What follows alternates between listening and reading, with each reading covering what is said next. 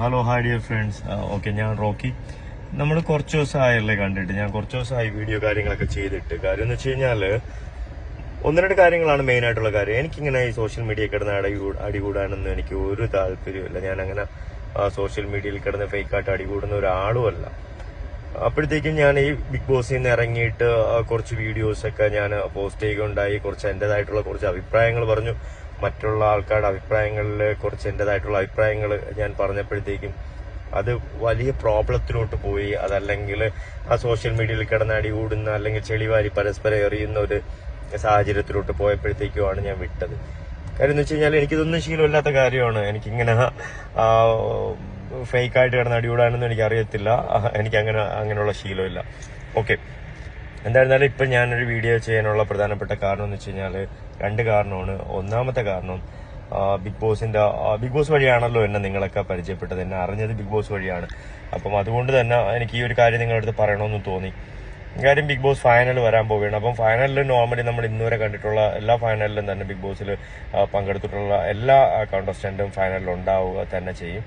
പക്ഷെ അൺഫോർച്ചുനേറ്റ്ലി എനിക്ക് ഇതുവരെ ബിഗ് ബോസിന്റെ സൈഡിൽ നിന്ന് യാതൊരു കോളോ കാര്യങ്ങളോ ഒന്നും ഉണ്ടായിട്ടില്ല.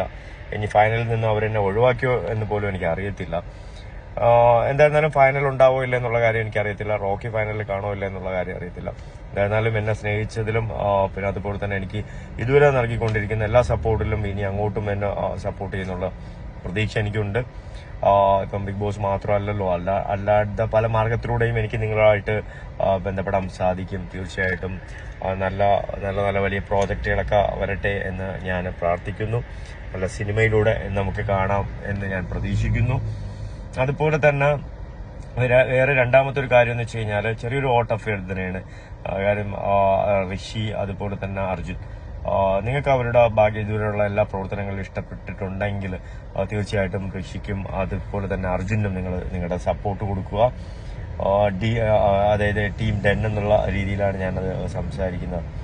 അതുപോലെ തന്നെ ഇറങ്ങിയിട്ടുള്ള ആൾക്കാരെല്ലാവരും തന്നെ എന്നെ വിളിച്ചു. ഒന്ന് രണ്ട് ആൾക്കാർ ഒഴികെ ബാക്കി എല്ലാ പേരും തന്നെ എന്നെ വിളിച്ചു, സംസാരിച്ചു. അതിലൊക്കെ വളരെ സന്തോഷമുണ്ട്.